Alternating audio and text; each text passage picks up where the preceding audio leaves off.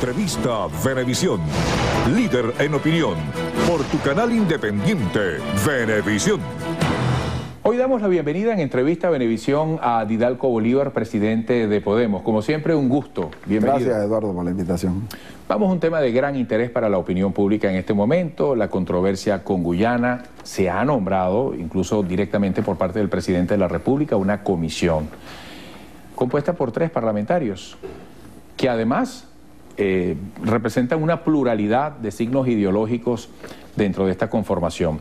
¿Qué se plantea no solo para esta comisión, para todo el país, en todo lo que haya que hacer en esta perspectiva? Bueno, yo en principio quiero agradecerte la invitación y además decir que es la primera vez desde que yo tengo uso de razón de que un presidente de la República asume este tema con la profundidad con que se ha asumido el tema. Porque todos los acuerdos que lo han antecedido han sido populares.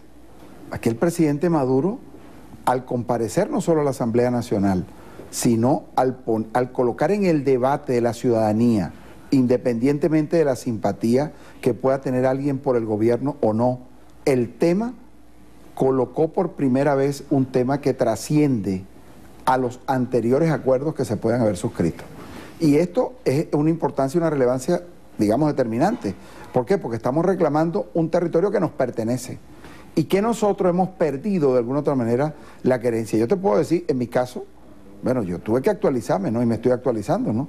Porque desde el 4º grado, desde el 6º grado o de las primeras clases de geografía, bueno, uno había perdido hasta la noción del mapa, ¿no? Y con esto te quiero decir, es un tema trascendental y además el hecho de que lo convirtió a raíz de su proposición como presidente de la República en un problema de Estado y no de gobierno. O sea, yo quiero saludar no solo la proposición que el presidente hizo para la composición amplia que se hizo de esta comisión que va a manejar junto con él el problema del Esequibo, sino el hecho de que la oposición haya aceptado integrar esa comisión. O sea que independientemente del clima preelectoral que hay un mensaje muy claro.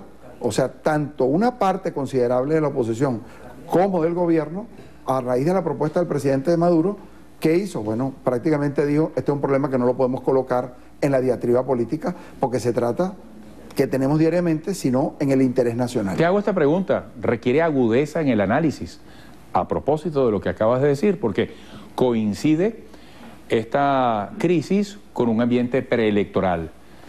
Desde tu punto de vista, ¿qué determina que, como lo estás afirmando hasta ahora, el gobierno de Nicolás Maduro haya llevado esto a una dimensión de Estado y no de gobierno, no de campaña electoral?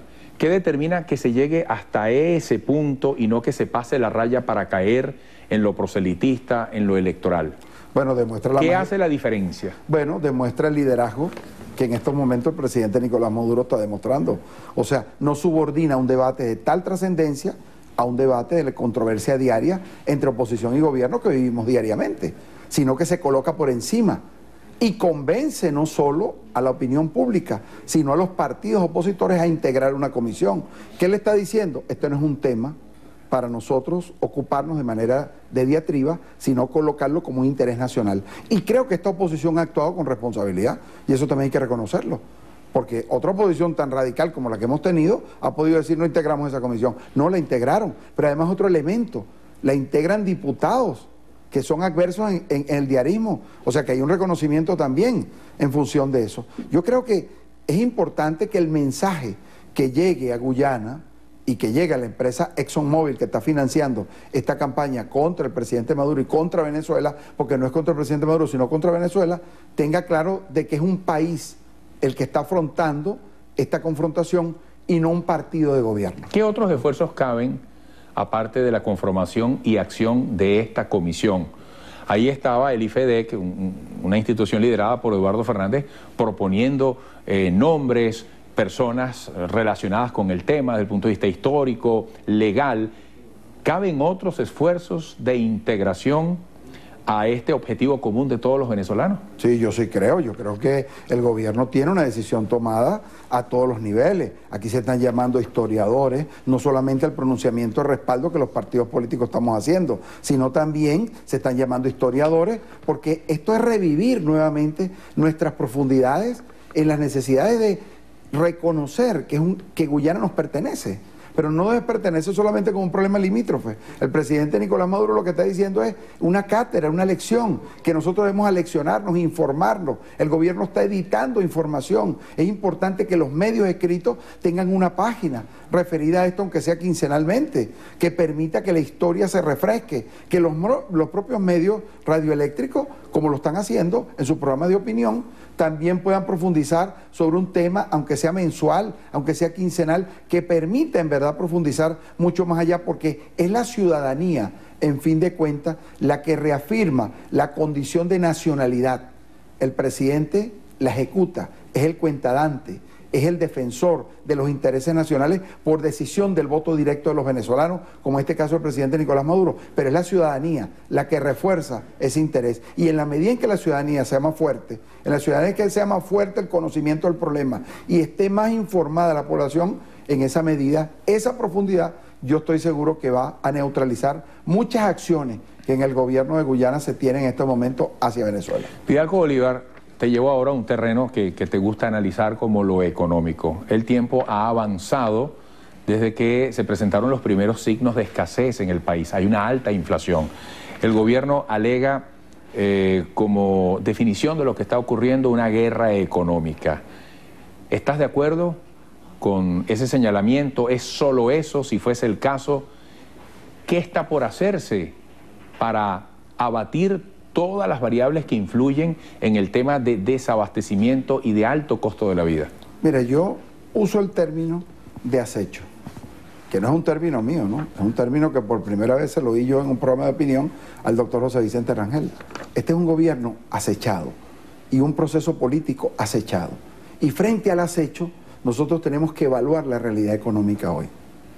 Nosotros hemos venido sosteniendo como partido, y tú lo sabes porque no es la primera vez que vengo aquí a tu programa para decirlo, nosotros tenemos que ir a la exportación, no petrolera.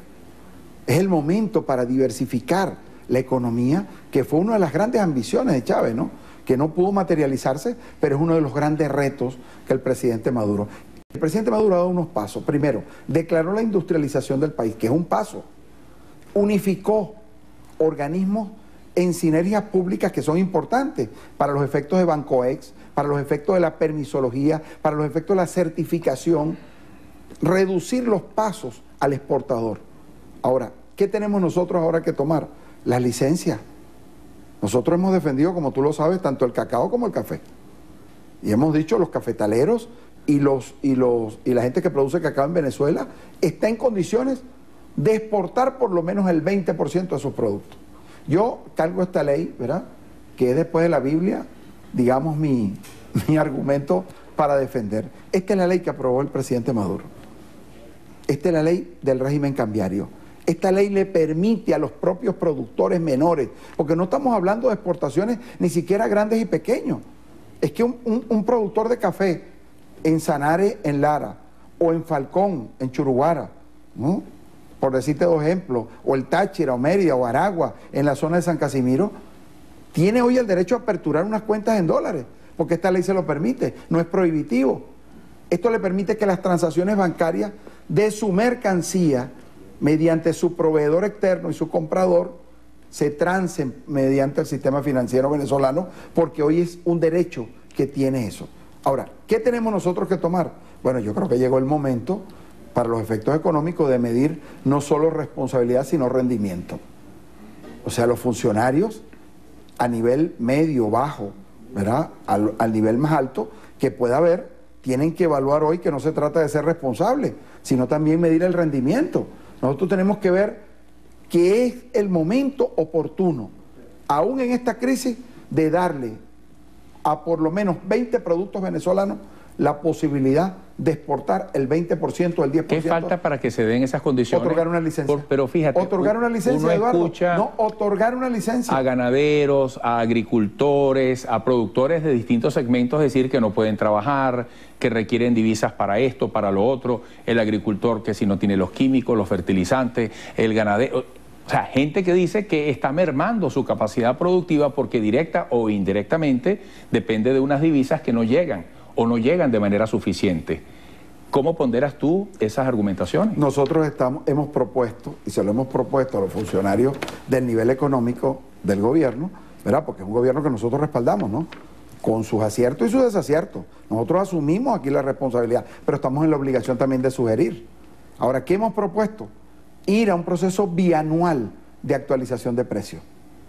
No es lo mismo que tú aumentes un producto de manera compulsiva al 300% a que tú le digas al productor, al industrial o al procesador, tú durante 2 años vas a tener un reconocimiento trimestral. Nosotros hemos venido sosteniendo en Podemos que la economía debe ser evaluada trimestralmente, porque los ingresos no son los mismos.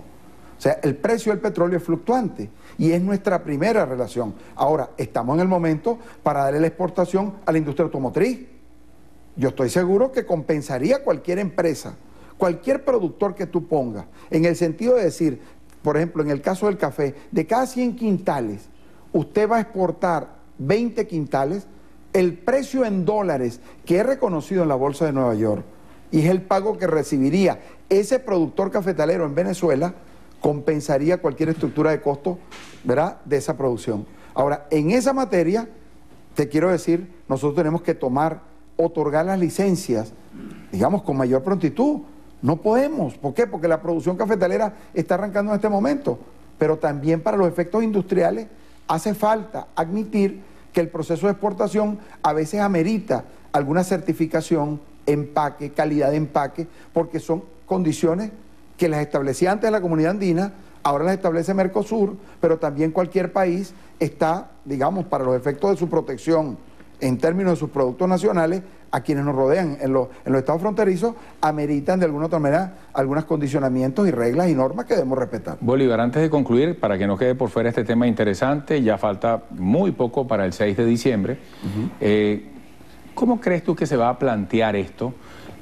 Al gobierno le toca manejar una propuesta electoral en medio de dificultades importantes en el manejo de la economía y otros aspectos. ¿Cómo ves tú ese escenario? Mira, yo te dije una vez aquí en tu programa, creo que hace algunas semanas atrás, no sé cuántas, pero te dije, me preguntaste si las elecciones eran en julio, ¿no? Y yo te dije, gracias a Dios, no son en julio. Hoy te digo, gracias a Dios, son en diciembre, y a mí no me queda ni una sola duda de que nosotros ganaremos y arrasaremos en las elecciones parlamentarias de diciembre. Entre otras cosas por lo siguiente. Fíjate, todas las encuestas de opinión dicen que hay un desplazamiento del 40% al 45% del electorado. Pero ese electorado quiere que PDVSA no sea privatizada. Ese electorado que se desplazó dice, nosotros creemos en el gasto público social. Ese electorado que se desplazó dice, creemos en una banca pública y una banca privada, no solo banca privada. Entonces, esos valores están expresados en el proceso originario, que representa con todos sus defectos y sus bemoles, que los tiene, ¿no? Y sus incumplimientos, porque efectivamente los hay, ¿no? Y sus desaciertos, que también los hay. Pero esos valores están expresados en la gran alianza del pueblo patriótico. Y por eso yo creo que hay 2 valores que son fundamentales. Uno, el valor genético de esos principios, pero en segundo lugar debo reconocerte el tipo de oposición que tenemos, que es muy torpe, ¿no? Y eso también hay que meterlo en el valor. O sea, yo creo que ellos trabajan de alguna otra manera para que el triunfo sea contundente. Didalco Bolívar, gracias por esta nueva visita. Hasta pronto. Gracias, Eduardo. Muchísimas gracias, Didalco Bolívar, exgobernador del estado de Aragua, presidente del partido Podemos. Amigos, como siempre, un placer. Gracias.